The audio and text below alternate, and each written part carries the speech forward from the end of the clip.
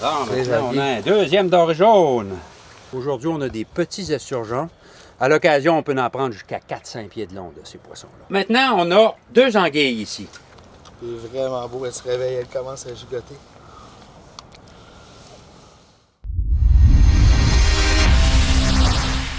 Germain Chevrolet Saint-Raymond, fier partenaire de l'émission La pêche dans la peau avec Samuel Gendron.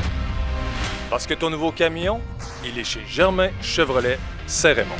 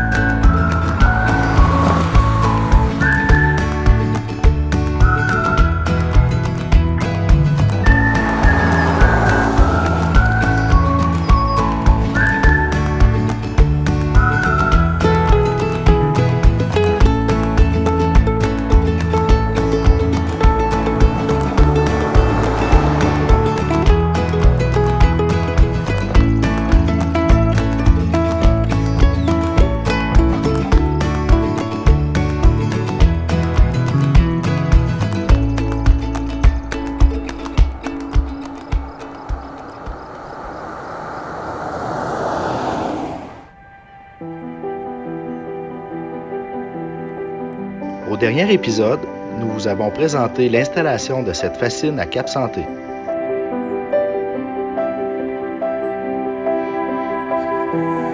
Nous sommes revenus en septembre très tôt à marée basse pour vous montrer les poissons capturés durant la nuit lorsque la marée baissait. Salut! C'est parti! Fait qu'on s'en va voir nos poissons?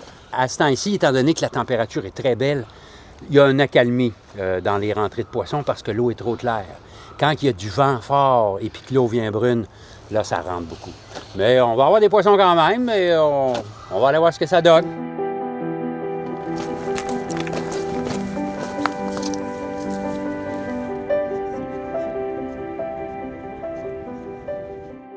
En fait, c'est une pêche qui est ancestrale, ça nous vient des Amérindiens. Donc, les Amérindiens nous ont montré à nous, colons français, comment pêcher à la fascine. Donc, ils ont enseigné aux colons comment faire. Donc, les colons ont comme continué cette méthode de pêche-là. Et même, c'était très populaire dans le temps. Les gens voulaient même plus construire et défricher. Ils voulaient pêcher. Donc, ça nous vient vraiment des Amérindiens et ça s'est perpétué jusqu'à maintenant. Là, il y a eu un grand rachat de pêcherie à la fascine parce que c'était essentiellement des pêches à l'anguille. Comme l'anguille n'allait pas très bien, bien, il y a beaucoup de pêches qui ont été rachetées comme ça. Là. En fait, le rachat des pêcheries a été fait par le MAPAC, c'est-à-dire qu'on a offert aux pêcheurs un montant d'argent en leur disant bien, on te rachète ton permis, tu n'auras plus le droit de pêcher, mais on te donne un montant d'argent pour que. Puis donc, là, si les pêcheurs étaient prêts à le faire, tout le monde était content. Sinon, bien, ils pouvaient continuer à pêcher comme avant. Là. Donc là, il y a encore des pêcheurs d'anguilles dans le Bas-Saint-Laurent. Et dans la région de Charlevoix, c'est essentiellement éperlan arc-en-ciel, caplan, hareng. Mais il y a très peu de pêche à la fascine qui reste au Québec. Là. Il y a, à l'automne, souvent comme ça, il y a beaucoup d'accumulation qui se fait parce que, justement, le foin, à cause du froid, se détache. Et puis à ça, il va se rajouter des feuilles mortes. Fait qu'à ce moment-là, le filet, lui, il se compacte. On voit, là, ça commence à se coller un peu. Mais il y a des périodes là, où ça décroche. Quand il y a des grands vents, là, ça décroche, là, ça devient infernal ici. Il y a du foin, là, il doit en avoir ça d'épais ici. Il faut que je procède au nettoyage en rivage. Sinon, tout mon équipement va casser. Ma hantise, moi, c'est les branches. Quand les branches pognent dans mon filet, avec les mouvements de marée, ça brise mes filets. Ça fait qu'à ce moment-là, il faut vraiment que je fasse un très beau nettoyage pour que mon équipement soit top shape. Fait qu'on y va! Il y a un grand réseau qu'on appelle le réseau d'inventaire des poissons de l'estuaire. Donc, il est constitué de 4 pêches à la fascine. Essentiellement, on a 2 pêches en estuaire fluvial et 2 pêches en estuaire moyen. Estuaire fluvial, on a Cap-Santé, qui est vraiment une pêche scientifique qui est montée par le ministère. Et on a la pêche de Saint-Nicolas, qui est la pêche de l'aquarium, qui va nous servir aussi. Les 2 pêches en estuaire moyen, donc c'est vraiment des pêcheurs commerciaux qui participent à nos activités. Donc, c'est Rivière-Ouelle et Sainte-Irénée. Essentiellement, ces pêches-là nous permettent d'accumuler un paquet de données, permettent de suivre l'état de santé des poissons du fleuve Saint-Laurent, suivre l'état des stocks exploités, suivre l'efficacité des plans de gestion. On peut aussi suivre l'évolution de la biodiversité dans le fleuve Saint-Laurent. On peut penser par exemple aux espèces aquatiques envahissantes, comme la tanche ou les carpes asiatiques. Et aussi, il y a plein de projets de recherche appliqués qui viennent se mêler à tout ça, je dirais, au bénéfice de la conservation et de la gestion de la faune. Fait que vous voyez la hauteur du foin, ça c'est une marée normale. Juste, ça arrive à côté, à la ralagne du haut. Fait qu'à ce moment-là, ça c'est des marées normales. Mais quand les pleines lunes arrivent, là c'est les grands-mers. Là, des fois, ça vient jusqu'à aller, on voit juste les pointes de poteau. Fait que, puis ça, il y a beaucoup de mouvements d'eau. Puis dans les grands-mers aussi, on a souvent beaucoup de captures. Des grosses surprises, oui. Fait qu'on espère qu'on va en avoir un matin. Oui.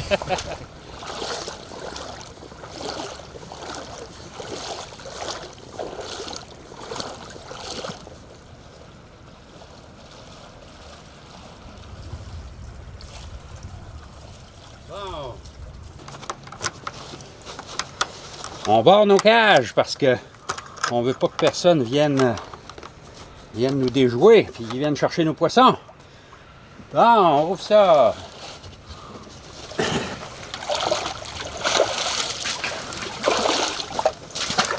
On a quelques anguilles, des esturgeons.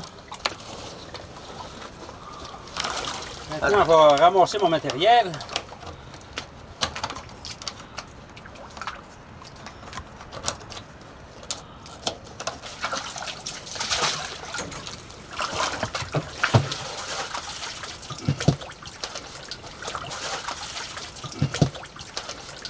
Bon, ici, j'ai ma règle pour mesurer mes anguilles. L'appui, bien entendu, pour les capturer. Et j'ai les poubelles. Ça va servir pour endormir les anguilles. Parce que les anguilles, eux autres, je vais leur poser un petit tag. Les anguilles argentées, qui sont en dévalaison pour aller se reproduire. Fait que tous les anguilles qui ont la couleur argentée, je vais leur poser un petit tag, qui par la suite vont être possiblement recapturés par des pêcheurs commerciaux qui sont dans le secteur de Rivière-Ouelle, Rivière-du-Loup. Fait qu'à ce moment-là, eux autres, s'ils en capturent un avec un petit tag, ils appellent le ministère. Le ministère, par le numéro, savent à quel endroit elle a été capturée, puis combien de temps ça l'a pris pour se rendre à l'endroit de la recapture. Fait que là, je vais mettre une quantité d'eau bien déterminée, c'est-à-dire la formule, c'est 30 litres d'eau pour 15 ml de génol. Le génol, c'est du tout de girofle. C'est ça qui nous sert pour endormir les poissons. Et ça fonctionne très bien.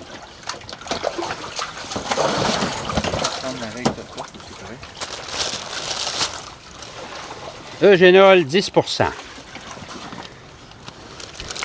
Comme je disais tout à l'heure, on avait 30 litres d'eau. Maintenant, je vais mettre 15 ml de génol à l'aide de ces petites seringues. Maintenant, moi, je fonctionne avec un dictaphone. Parce que prendre des notes ici, on va comprendre que c'est plus ou moins l'idéal.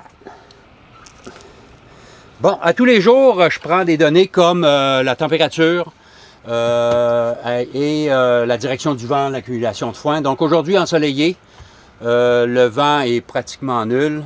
L'accumulation de foin est très légère, à environ à 10 %. Et puis pour la température d'eau, j'ai un thermographe qui est installé en permanence dans le port de pêche. Fait que lui, il passe tout l'été dans l'eau et je le retire seulement qu'à la fin de la saison. C'est un début.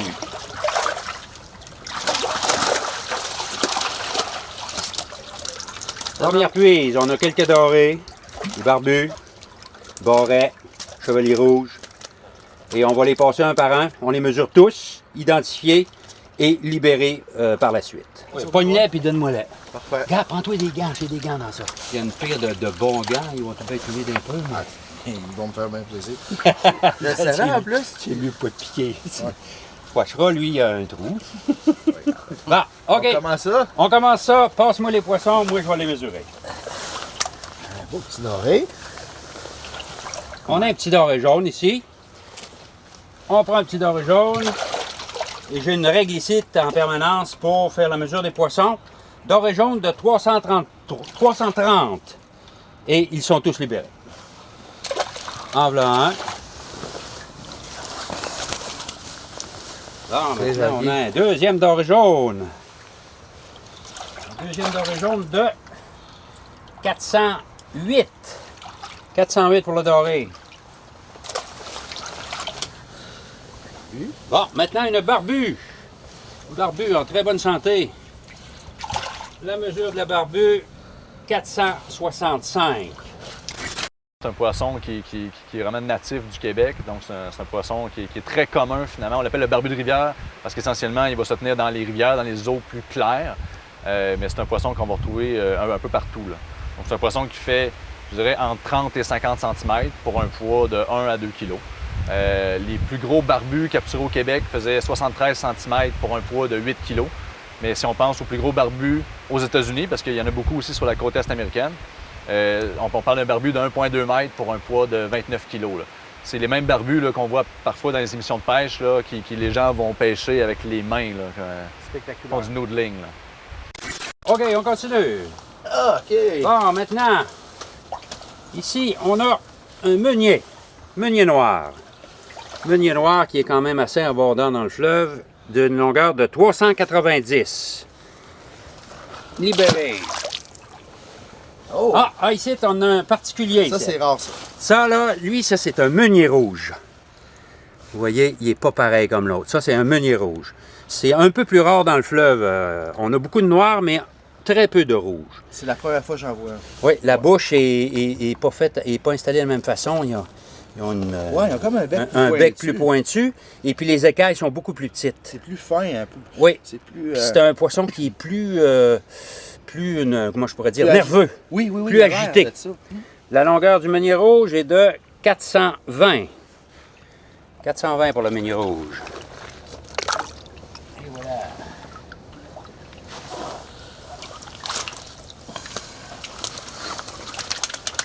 Maintenant, on a un beau spécimen, une grosse barbue. Il faut vraiment faire attention pour... les ailerons ont des épines qui sont très limeuses. Bon, je l'ai échappé. J'avais vu Bon, 520, moi. Il y avait 520? Oui. Ouais. C'est pas mal ça. Ça arrive des fois qu'on les échappe. Ce qui est vraiment particulier avec ce poisson-là, c'est qu'il n'y a pas d'écailles, donc il n'y a aucune écaille, il y a vraiment la peau nue. Et justement, il fait partie de la grande famille qu'on appelle les poissons-chats, donc il y a des barbillons. Et sur ces barbillons, il y a un paquet de récepteurs, un peu comme des papilles gustatives, qui vont lui permettre de goûter son environnement. Puis il n'y en a pas juste sur ses barbillons, il y en a partout sur sa peau. Donc grâce à ça, c'est ce qui lui permettrait d'être très efficace pour trouver ses proies, entre autres dans la profondeur, dans la noirceur, dans les fosses, ou bien dans les eaux très turbides. C'est un poisson qui se reproduit de début juin jusqu'à début juillet. Donc, les mâles vont trouver des secteurs qui sont un peu plus abrités, près d'une grosse roche, près d'un tronc d'arbre. Donc, le mâle va construire un nid et la femelle va venir déposer ses œufs, le mâle va les fertiliser. Puis ensuite, c'est le mâle qui va s'occuper des œufs. Donc, le mâle va aérer les œufs, va les nettoyer avec ses nageoires, donc il va en prendre soin. Et à l'éclosion, il va s'occuper des jeunes là, pendant un certain temps. Il s'empêche de manière commerciale jusqu'à 60 tonnes dans le fleuve Saint-Laurent. Donc, essentiellement, là, je dirais en amont de Port-Neuf. Mais c'est un poisson qui est très apprécié, qui est beaucoup plus apprécié et même mis en valeur sur la côte est américaine, mais qui est mis en valeur au Québec, mais qui mériterait peut-être un peu plus de publicité. Là, parce que ça semblerait que la chair est très bonne, et fumée, il semblerait que c'est excellent et même meilleur que le saumon. Là. Bon, maintenant, ici, on a un chevalier rouge. Ah, c'est autre chose, là. Là, on a autre chose. Ça, c'est un chevalier rouge.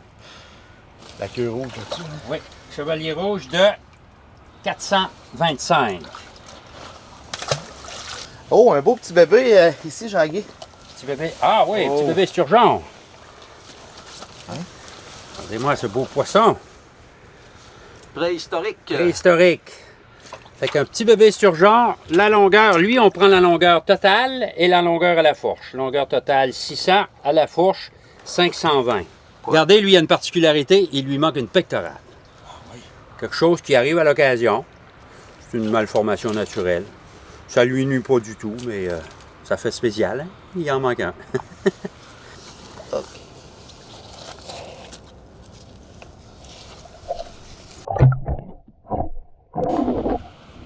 la belle barbue. Hop! L'expérience. De justesse, de justesse. Maintenant, barbu. Longueur totale, 580. Oh, maintenant, on a une autre espèce, un barret ou perche blanche. Ça, c'est un poisson qui est quand même relativement abondant dans le fleuve. La mesure de ce barret-là est de 265. C'est un poisson qui fait entre 15 et 25 cm dans le fleuve Saint-Laurent, donc entre 100 et 400 grammes, je dirais. Le plus gros poisson capturé vient du Maine, donc offrait 50 cm, faisait 50 cm et pesait autour de 2,2 kg. Quand même un bon poisson. Puis c'est un poisson qui va utiliser justement vraiment une grande variété d'habitats, essentiellement eau douce, eau saumâtre. C'est moins un poisson qui va aller en eau salée. Mais c'est un poisson qui va aller il va aller moins en mer aussi, donc c'est un poisson assez côtier. Puis ce qui est assez spécial aussi, c'est qu'il ferait des migrations quotidiennes, c'est-à-dire on pense qu'il ferait une migration vers plus les profondeurs le jour et plus vers les côtes la nuit. Le barret se reproduit, je dirais, à partir de la mi-mai jusqu'à la mi-juin, mais ça peut s'extensionner jusqu'à la fin juin, début juillet. Puis les œufs vont couler, donc c'est des œufs qui sont démersaux, qu'on appelle, donc qui vont couler dans le fond de l'eau, qui sont adhésifs, vont coller soit sur les roches ou la végétation. Ça peut prendre 3 à 4 jours avant que les œufs éclosent. Il semblerait que c'est très bon, qui est très apprécié par ceux qui l'ont mangé. On se demande pourquoi les pêcheurs en consomment pas plus, mais je crois que dans le coin de Montmagny, les gens en mangent un peu plus qu'ailleurs. Mais il semblerait que c'est une bonne chair, blanche, assez appréciée. C'est un poisson qu'on retrouvait beaucoup dans le secteur de l'île aux Coudes. Et puis, depuis, je te dirais, une dizaine d'années, il est continuellement en augmentation dans le secteur. Il y a des journées comme ça, je peux en prendre une quarantaine en 2 marées. Puis ça, c'est un poisson que les pêcheurs commerciaux ont à l'œil pour... ils veulent demander au ministère de l'inclure dans leur permis pour pouvoir le commercialiser parce que c'est très bon à manger. La chair de ça est l'équivalent du doré. Oh. C'est très, très bon. Un barret de 255. Poisson très résistant. Un autre barret de 215. Bon. Aujourd'hui, on a des petits esturgeons. À l'occasion, on peut en prendre jusqu'à 4-5 pieds de long de ces poissons-là. Mais pour aujourd'hui, on a des petits esturgeons en très bonne santé. L'esturgeon, longueur totale 650, fourche 560.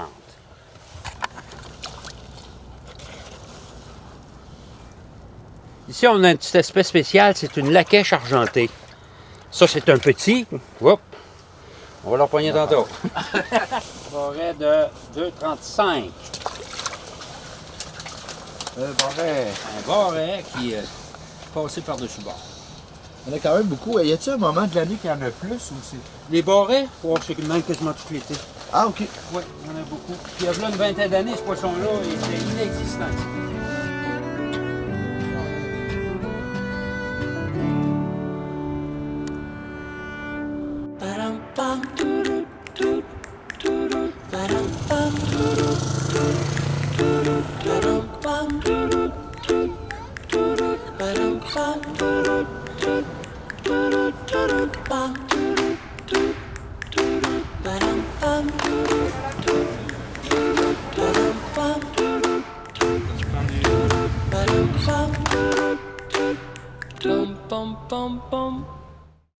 La pêche dans la peau, c'est une émission à la station CJSR.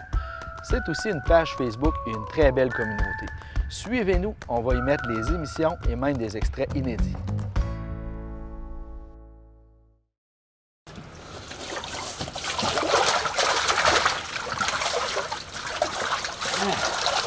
On a une bonne race. On a ramassé un bon paquet. Bon, on va procéder à la mesure maintenant. Regardez les pectorales, comment est-ce qu'ils sont foncés. Normalement, ils sont pratiquement translucides.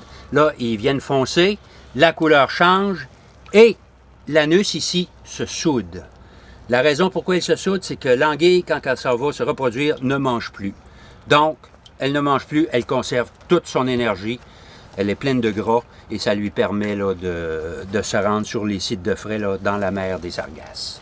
Ça a-tu des yeux, ça? Oui. Ah oui, OK, à l'autre bout. Ah, une gueule de serpent, hein? Oui, ça ressemble beaucoup à un serpent. On dirait qu'elle sourit. Bon, on voit qu'il commence à donner des signes là, qu'il commence à s'endormir. Maintenant, on en rajoute un autre. L'anguille d'Amérique est la seule espèce au Québec qui va faire une migration vers la mer pour aller se reproduire. L'anguille va quitter ses milieux de croissance pour se diriger vers la mer des Sargasses, qui est l'aire de frai qui se situe un peu au large de la Floride. Donc, ce qui est intéressant de savoir, c'est que toutes les anguilles, tous les individus d'anguilles d'Amérique, dans l'aire de répartition de l'espèce, se reproduisent aléatoirement entre eux. Donc, on n'a pas seulement une seule espèce d'anguille en Amérique du Nord, on a aussi une seule population. Puis c'est une population qu'on appelle panmictique, donc tous les individus se reproduisent aléatoirement entre eux. On n'a jamais eu d'observation directe de reproduction d'anguilles sur les sites de frai. Donc, on a des indices comme de la capture d'œufs, de larves d'anguilles. Dernièrement, dans les dernières années, il y a même une anguille argentée qui a été, par télémétrie, suivie jusqu'à la limite nord de la mer des Sargasses, mais une observation directe de reproduction d'anguilles, on n'en a pas encore. L'anguille est une espèce qu'on dit sémelpare, donc elle va se reproduire une seule fois dans sa vie et mourir ensuite. Donc, les œufs, les larves ensuite qui éclosent vont être transportés par les courants marins et dispersés le long de la côte. L'anguille est un poisson pour plusieurs raisons qui est fascinant, mais entre autres parce qu'elle a la capacité de faire de la reptation. Donc, sa peau lui permet de faire de la respiration cutanée, ce qui fait en sorte qu'elle peut progresser à l'extérieur de l'eau. La deuxième étape, on va la sortir de l'eugénol. Je l'installe sur ma rigue à mesurer et je vérifie en premier, à l'aide de ce détecteur-là, s'il y a un pitag qui est déjà à l'intérieur, parce que c'est possible. Des fois, j'ai des recaptures que je peux repogner. Fait qu'à ce moment-là, je vérifie s'il y en a un. S'il n'y en a pas, là, j'y en insère un. Fait que là, à ce moment-là, les pitags, voici ce que ça ressemble. Ça a un numéro séquentiel individuel. Comme ça, là, le numéro, c'est le 622-467. Je dis toujours les trois derniers parce que ça serait trop long de dire tout ça, là. Fait que 622-467. Fait qu'à ce moment-là, on rouvre l'enveloppe. Moi, je mets ça ici pour ne pas me mêler. Ça me dit toujours que c'est celui-là que je procède. Ça, c'est le petit appareil pour insérer les pitags. Vous voyez? Lui, le pitag est à l'intérieur de ça. Fait que ce que je fais, je le coince là. Le pitag, lui, est ici. Ça fait que le petit piston, lui, pousse le pitag. Moi, j'insère ça sur la nuque de l'anguille, entre la peau et le muscle. Et quand il est à l'intérieur, je pousse. Le pitag reste à l'intérieur. Après ça, je vérifie son fonctionnement. Je prends la mesure de l'anguille. Et puis par la suite, j'ai une balance ici. On pèse l'anguille. Chaque anguille est pesée individuellement. Fait qu'à ce moment-là, on va procéder. On va voir si notre anguille dort. En principe, oui. Regardez, ça dort. Voyez comment c'est efficace. Voici une belle anguille, gros format. Je l'accote là. Là, je vérifie si elle a une présence de pitag pour l'instant. Lecture en cours. On passe ça ici. Il n'y en a pas. Je prends mon appareil. Je lui injecte un pitag. Je vérifie le fonctionnement. Ça fonctionne. On a le numéro qui est ici, il est inscrit là. Le numéro du pitag est le 622-467. Maintenant, la longueur de l'anguille, elle mesure 945 mm. Bon, la pesée de notre anguille, 4,16 kg. Salle de réveil.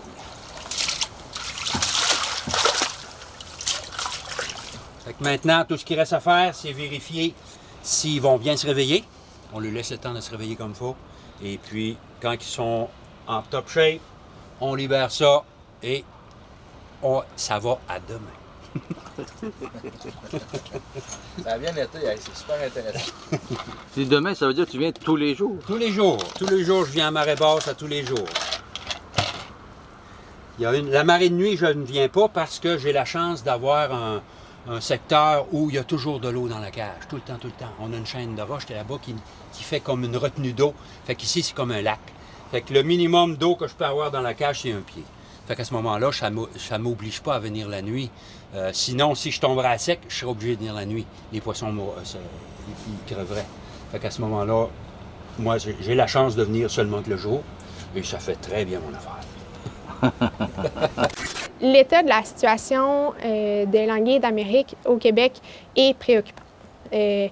D'un poisson qui était considéré comme l'un des plus communs sur le territoire, on observe un déclin sans précédent de son aire de répartition et de son abondance. Donc, il y a différentes menaces qui ont été identifiées à l'échelle de l'aire de répartition pour expliquer ce déclin-là. Donc, que ce soit la fragmentation d'habitat, la mortalité engendrée par les turbines lorsqu'elles franchissent un ouvrage hydroélectrique, les parasites et maladies, la pêche commerciale, les changements climatiques, la contamination.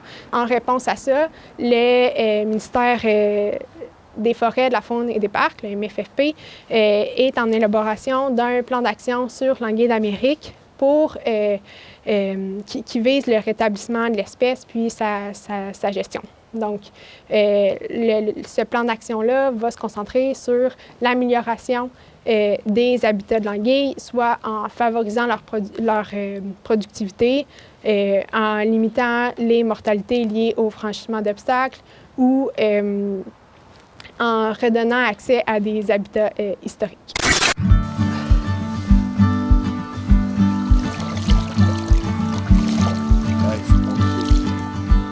Elle se réveille.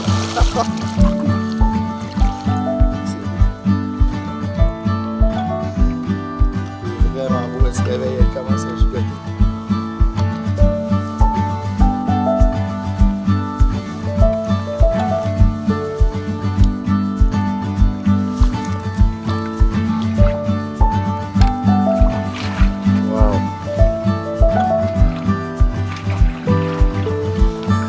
C'est vraiment spécial.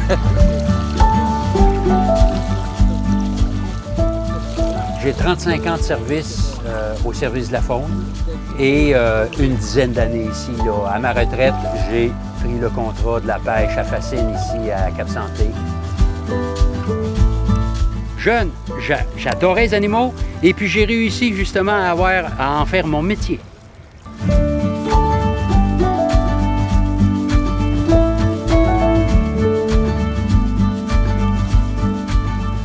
Je souhaiterais ça à tout le monde, de réussir à avoir un métier où ce que c'est ta passion qui est justement ton métier.